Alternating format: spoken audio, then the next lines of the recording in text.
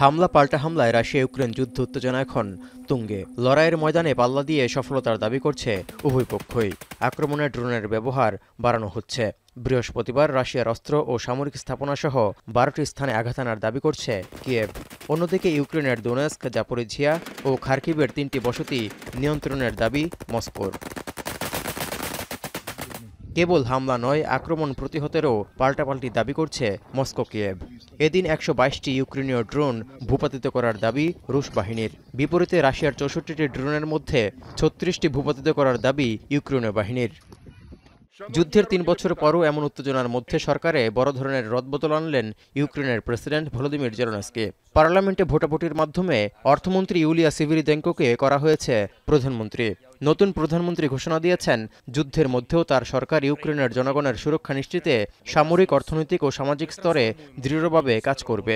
Наше завдання дати українцям всі можливі інструменти для того, щоб захистити незалежність та життя України. Ми виконаємо це завдання. Я дуже вдячна президенту України Володимиру Зеленському за довіру. Я й надалі готова продовжувати служити Україні. Слава Україні! নতুন ইউক্রেনীয় সরকার প্রতিরক্ষা ও অস্ত্র উৎপাদনে অংশীদারদের সাথে চুক্তি বাস্তবায়নে গুরুত্ব দেবে বলে জানান দেশটির প্রেসিডেন্ট ভলোদিমির জেলেনস্কি। এছাড়া ওয়াশিংটন এবং কিয়েভ একটি সম্ভাব্য দ্বিপাক্ষিক অস্ত্র ক্রয় চুক্তি বিবেচনা করছে বলেও Україні потрібно більше власної сили. Ми трансформуємо управління сферою оборони та виробництвом зброї таким чином, щоб за півроку відчутно збільшити частку саме এদিকে যুদ্ধবিরতিতে পৌঁছানোর জন্য গেল সোমবার মস্কোকে 50 দিনের সময়সীমা বেঁধে দিয়েছেন মার্কিন প্রেসিডেন্ট ডোনাল্ড ট্রাম্প। একই সঙ্গে কিয়েভের জন্য আরও অস্ত্র সরবরাহের প্রতিশ্রুতিও দিয়েছেন তিনি। ইতিমধ্যে ন্যাটো নিশ্চিত করেছে, ওয়াশিংটনের কাছ থেকে পাওয়া প্যাট্রিয়ট আকাশ প্রতিরক্ষা ব্যবস্থার প্রথম চালানটি ইউক্রেনে পাঠানোর প্রস্তুতি চলছে। এদিকে রাশিয়া বলছে, ন্যাটো যদি ইউক্রেন যুদ্ধকে উস্কে দিতে পদক্ষেপ নেয়, তাহলে পশ্চিমা বিশ্বে হামলা চালানো ছাড়া রাশিয়ার আর কোনো বিকল্প থাকবে না। এমনকি ইউক্রেনে অস্ত্র সরবরাহের মাধ্যমে ট্রাম্প শান্তি প্রচেষ্টা থেকে সরে আসার ইঙ্গিত দিচ্ছেন বলেও অভিযোগ রাশিয়ার।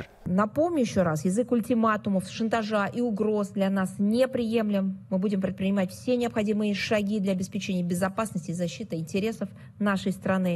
В таких условиях актуальной задачей достижения целей специальной военной операции, я еще раз повторю, по демилитаризации и по денацификации Украины только возрастает.